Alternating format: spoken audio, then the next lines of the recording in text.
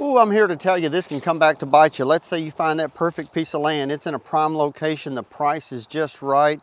It is an absolutely gorgeous piece of land, and it gets even better because the previous owner has done improvements to the property. But that, my friend, can come back to bite you. I always tell people, do your due diligence. That's the time period that you have when you contract a piece of property. It doesn't matter if it's a commercial property or residential property, you have your due diligence period. In other words, you can do your inspections, appraisals, surveys, whatever it may be. You need to check out and make sure you do want to purchase that property, and that's typically between 10 and 15 days upon the accepted date of the contract. But here's what happens. You find that perfect piece of property. There's been work done to the property, and you're thinking, well, Wayne, what else do I need to do? I've got a survey. They've staked it off. They've added improvements to the property. However, they didn't get permission. Now, if you're like me, you're probably thinking, permission? Who in the world is going to give me permission? Why do I need permission? Why do I have to get permission from somebody to make an improvement on my property that I own? Well, I'm here to tell you, a lot of people want to live off grid, right? But at the end of the day, whether you think you're living off grid or not, that land that's owned by someone that you purchased that land from has been paying taxes. Now you have to pay taxes, and they're in a county, or if you're in the state of Louisiana, which is the only state in the country that has parishes, you have to pay taxes on that land. And when you have to pay taxes on that land, you have to get permission to make improvements to that property. And by that property, I mean your property, the property that you own. So what happens is you go to purchase a piece of property that someone else owns, and it looks great, and they've made improvements to the property. However, they didn't get permission. They didn't get permission to put the culvert in, the driveway in, the trimming of the trees, the cutting down the trees. And so the next thing you know, there's a mess on the property, and you're thinking, oh, that's no big deal. You can burn it. Well, that's all fine and good, but if you didn't get permission to cut down those trees, and then you have to get permission to get a permit to build a house, and they find out trees have been cut down on that property that you just purchased, that's your problem, not the previous owners. But look, you got to verify the survey. You got to verify the property lines. You got to verify. That's what your due diligence period does. You got to take the time to go to your county clerk of court's office, the register of deeds office, and find out everything you can about that property. If there's not a survey on it, ask the seller to do a survey. If they don't want to do a survey, pay to do a survey. Have a survey on the property and stake that thing before you purchase it. But most importantly, if there's any improvements that have been done to that property, so much as cutting down of trees, you have to make sure, was permission given? Did you have to have permission? Was permission granted on that property to make those improvements? Now look, I get what you're thinking. I get it. It's my land. It's my property. Why do I got to get anybody's permission? Well, you have to pay this stuff called taxes, right? And if you don't pay your taxes on the property, just ask somebody who hasn't paid their taxes on their property. It will no longer be your property. They will come and take your property. But look, here's what you have to understand. Whenever you buy a piece of property, it may be, for example, on 3 or 4 or 5 acres of land. And it may be that it's in a neighborhood, if you will. Believe it or not, there's neighborhood subdivisions out there with 3 to 5 acres of land. But if you purchase a piece of property in one of these subdivisions where it's 3 to 5 acre tracts, I mean, they have them where literally they're 10 or 12, 15 acre tracts. Let's say you want to put a barn, you want to put horses, you want to have pets, you want to have dogs, you want to have chickens.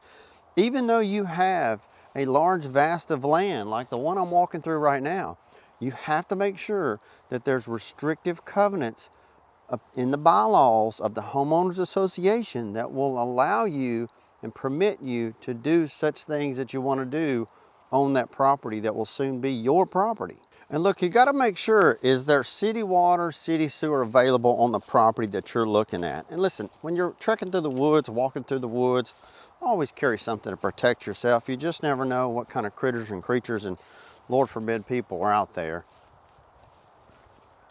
So when it comes to well and septic systems, here's what I mean by that. You have to get a perk test. And a perk test is, will that land absorb the percolation of the septic and the sewer, if you will, that's coming from your residence that you're about to build? Like, for example, let's say you want to build a 4-bedroom house. Well, if they say that you can't build a 4-bedroom house, you can only build a 3-bedroom house, and you're permitted to build a 3 but not a 4, and then you build a 4, then when you go to sell that property and you want to market and advertise and promote it as a 4, it'll get rejected. So you got to make sure that you get permission, that it can perk, and you want to do that before you close on any piece of property or any piece of land. If the seller won't do it, then you simply have it done. It typically takes 2 to 3 weeks for the parish to come out and do that. They literally drill into the ground, and they have to make sure in time and see how fast that land absorbs water. And look, I'm not trying to scare you out of buying land or anything. I just want you to do your homework. I want you to know, okay, why is the seller selling? Looks like a great piece of property. Are they going through a divorce? Is the property a succession? Is it an estate sale? Who owned the property? What's the history of the property? Is it a buildable piece of property? Is it in a historical district? Is it commercial? Is it residential, multifamily? You need to know all of those things. All this stuff is public record. It's public information. And you simply just have to do what they call your due diligence to the contract. And listen, oftentimes you'll want to do this before you make the offer, but you shouldn't. And here's why. Because if you see a good piece of property and you think it's a good buy, it's a good deal, simply make an offer on that property, but make it contingent upon your due diligence. Make it contingent upon you having it inspected, appraised, making sure you can get HOA documents, you can review all of those things. If you want to raise pit bulls on a 2-acre tract of land, you can do so. Because believe it or not, there's homeowners association rules on big tracts of land when deed restrictions that you can't have pit bulls, German shepherds, or Doberman pinschers. And look, one of the worst things you can ever do is buy a piece of property without a title policy, a title insurance policy. The title policy is going to insure the property from the previous owners to you and all in around. And that means that once you buy that land, you own that land, no one's going to come knocking at your door and say, hey, Ricky, who owned it before me, owes me $4,000 and now you owe me $4,000. You have a title policy that covers you, covers the property, covers everything from the time you purchased it and even previous owner purchasing, because they do all that work at the attorney's office. That's why you pay for a title policy. It's not that expensive, but absolutely, I'm telling you, don't make that mistake. It will come back to bite you. Never buy a piece of property without a full-on title policy. So here's one that's very much overlooked by a lot of people. They don't realize that it doesn't matter the size of the land that you purchase. It could be 5, 10, 12, it could be 100 acres of land, it could be 1,000 acres of land. If you buy land, you have to look and make sure, are there restrictive covenants on that property within the deed restrictions? And what is the minimum requirement of a property that you can build? So you may think, wow, I can afford this 5 acres because I'm only going to build a 1,700 square foot house.